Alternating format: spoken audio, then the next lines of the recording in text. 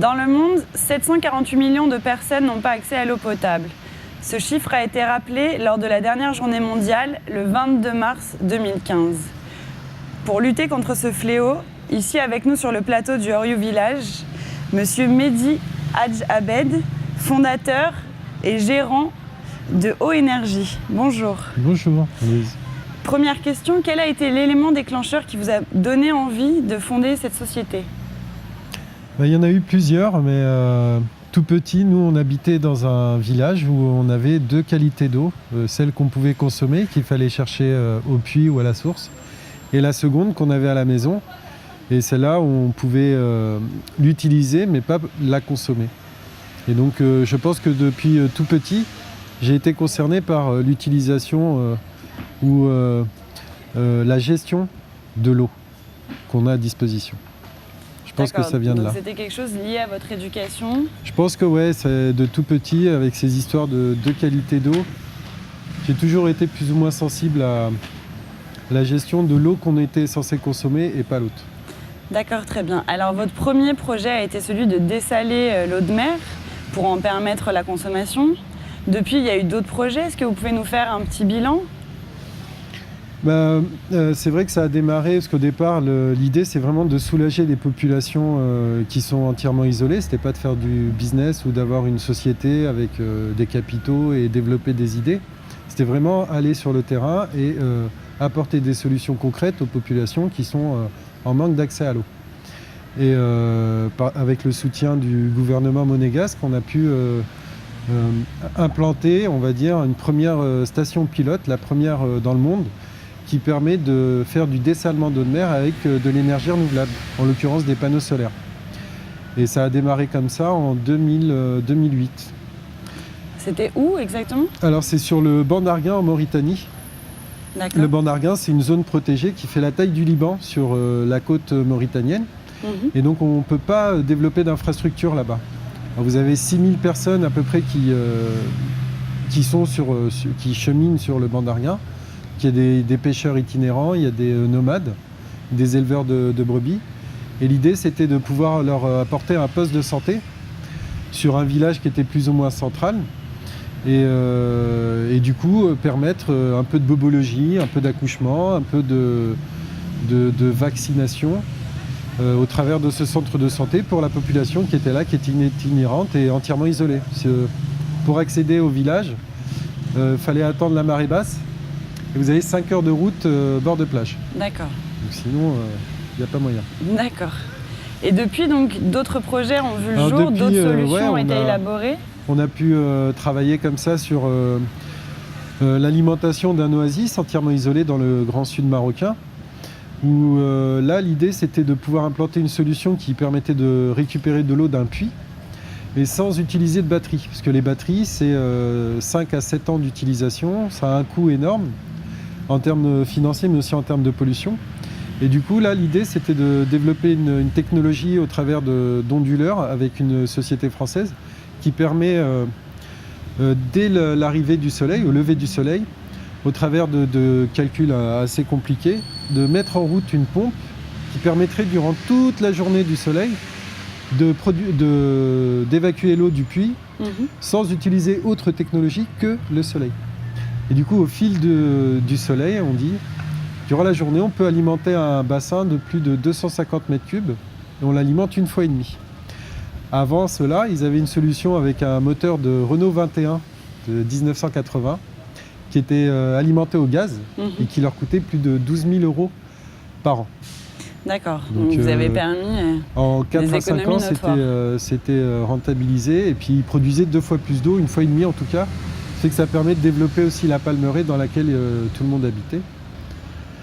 Voilà, et entre-temps, on a développé d'autres solutions qui permettaient non plus de traiter l'eau de mer seulement avec de l'énergie renouvelable, mais aussi traiter les eaux de rivière, les puits, les lacs. Notamment la solution qui a remporté le prix de l'innovation au CIGEF en 2014. En 2014, en novembre ou octobre dernier.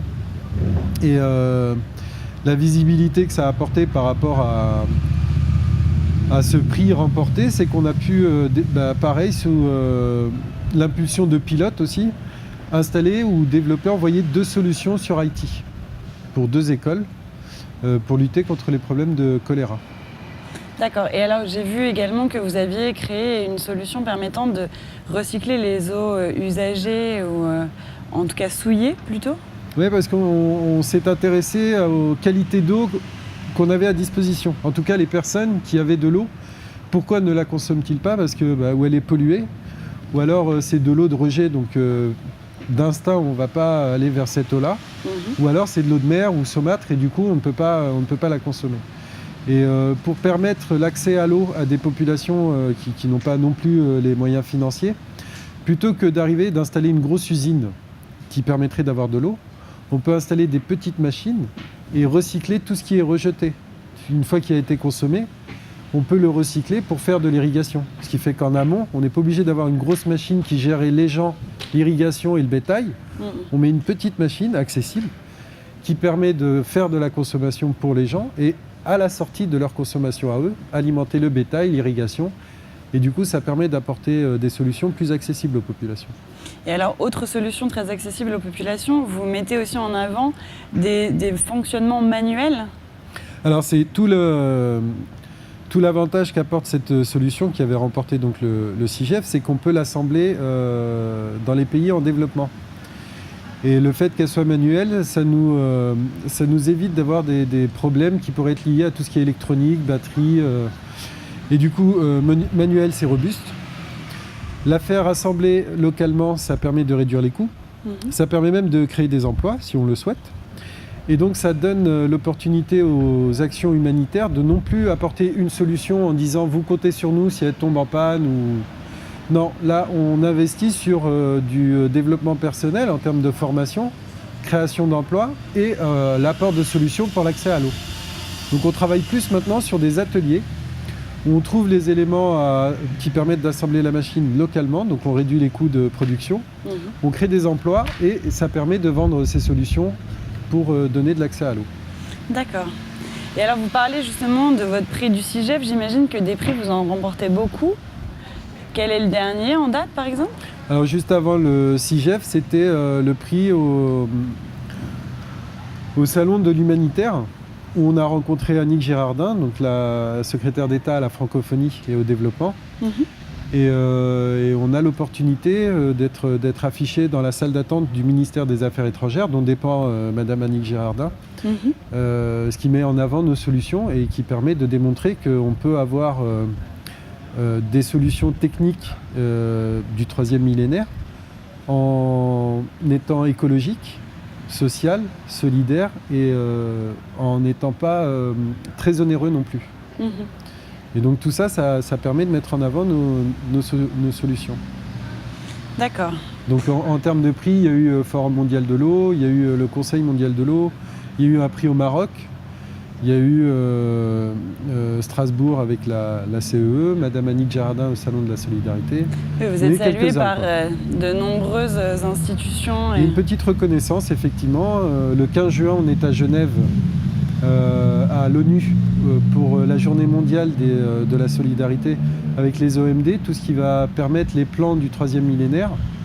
Et donc on a une tribune qui permet justement d'apporter, sans jeu de mots, de l'eau au moulin.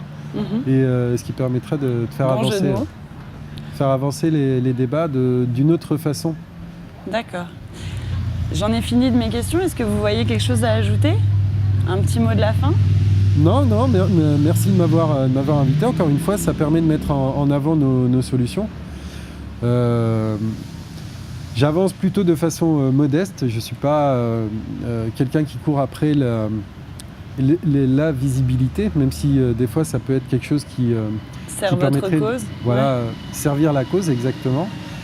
Les opportunités comme celle-là, je vous remercie pour ça et ça me fait très très plaisir de pouvoir parler de Moi, solutions. Je vous remercie d'avoir eu cette initiative qui va sans doute servir des millions de personnes dès aujourd'hui et dans un futur, je l'espère, très proche. J'espère. Et merci à vous de vous être joints à nous sur le plateau du Oriou Village. Merci. Merci. Au revoir. Au revoir.